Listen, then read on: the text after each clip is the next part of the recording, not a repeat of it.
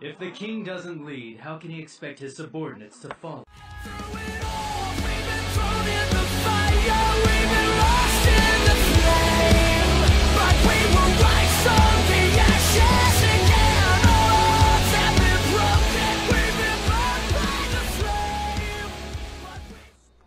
What's going on, guys? It's Void Emperor Virgil bringing you another build video. Today I am bringing you Soul. This was a requested video by one of my viewers. Wanted to go ahead and get it done for you and show you my build. So as always, we're going to do the abilities first, and then we will hop on over to the items. So first off, we will start with the passive. Pretty simple.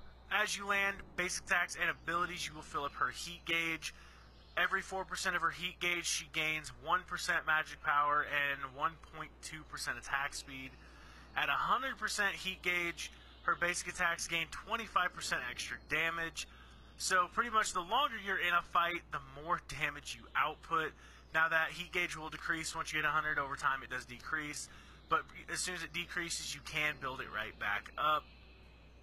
So pretty much in a team fight, as long as she's landing abilities and auto attacks, her damage will stay consistently high.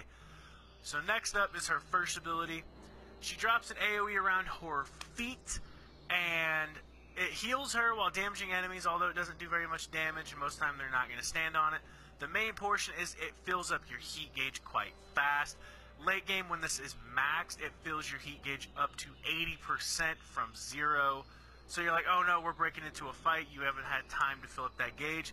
You press this ability and you have 80% of your gauge already. Really helpful ability for keeping your damage really high. And every time it's on cooldown, you do want to use this during a fight. Your next ability is your main damage ability. You activate it, and on your next basic attack, your attack will explode when it hits a target or max range, and it will ripple outwards and then back in, doing damage both outwards and in, and slowing enemies, as well as giving you some of your heat gauge. This is going to be your main farming tool or poke tool, either way. You're going to level this up first. It's going to be your main ability you use a lot. Your next ability is pretty much your safety ability. It gives you a small speed burst until a few seconds later, when she turns into a ball of fire. It will ignite the trail you leave behind, doing a small amount of damage and making her immune to everything while she's in that fireball form. So this is going to be your main safety or escape. Very, very rarely do you want to use this for damage or chasing, but it is possible. Just for the most part, you don't want to use this in case you get into a bad situation. It can get you out. Your last ability rains down a bunch of fire shots, 8 of them to be exact, along where your cursor is.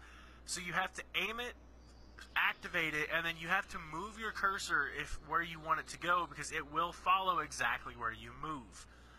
Takes some time getting used to aiming this ability, but once you get used to it, you can snipe off a lot of people in the back line, zone people out, catch people who are running away. There's so many uses for it. It just takes that time of getting used to how to aim it. So this is a really strong kit, very high damage, not really a lot of mobility, so your positioning is very important. We're going to move on into the items that I suggest for Soul. These are the items I use in Conquest, my main game mode, so let's hop right on in. You want Shoes of the Magi. A lot of people I've seen going Shoes of Focus. I think Shoes of Magi are better, giving you power, magic pen, and movement speed. You don't really need the CDR because you can use a lot of auto attacks for damage, so you don't really need to worry too heavily on CDR with this build. Your next item depends on your game. A lot of people will say go Doom Orb second because there's a lot of damage on this item. However, the risks of it, if you're not winning or you are winning and then you get killed mid-game, you lose a lot of power when you lose those stacks. Occasionally, if you know it's going to be a long laning phase and you and the enemy hunter are going to be going toe-to-toe quite often, Dynasty Playhome is not a bad early game choice. Magical power, physical protection, and penetration. Really strong early game item. However, this is kind of like Ichaival for other regular hunters. You will sell this towards the late game. This is an option. If you do choose to get this, just remember you're selling it later. But you definitely want to pick up Shoes. After your Shoes, you want to move into Book of Thoth, or Book of Thoth after your Dynasty Plate Helm. This is your mana item. your mana stacking item, mana regen, and physical power, as well as turning some of your mana into physical power for you. Pretty consistent item, stacking item, but you won't lose the stacks. You have consistent damage even if you do die. Pretty straightforward. Your next item is going to be Demonic Grip. This is where we start getting into Soul's big power spike. Magic damage, attack speed, and then your auto attacks will reduce their magic protection by 8%. Pretty much the magic version of the Executioner. Once you have this, you will start shredding people, because this will either be your third or fourth item, depending on if you got Dynasty Plate Helm. You will start shredding through defenses and outputting a good amount of damage at this point. Your next item is definitely your sustain item, plus it gives you a massive boost. You're going to be your Polynomicon for your magic power, your mana, magical lifesteal, and the passive. When you use an ability, your next basic gains 75% of your magic power as magic damage. So you press that X to do the ripple effect, it will go out because it counts as an auto attack, and it will do even more damage, as well as being your sustain item. Perfectly synergizes with her auto attack style kit. So right here, you are pretty much able to start fighting in team fights with no issues as long as you have decent positioning. Your next item is going to be your penetration item. Of course, Obsidian Shard. This is going to be your late game item because you want to start getting through those tanks who've been building defense all game.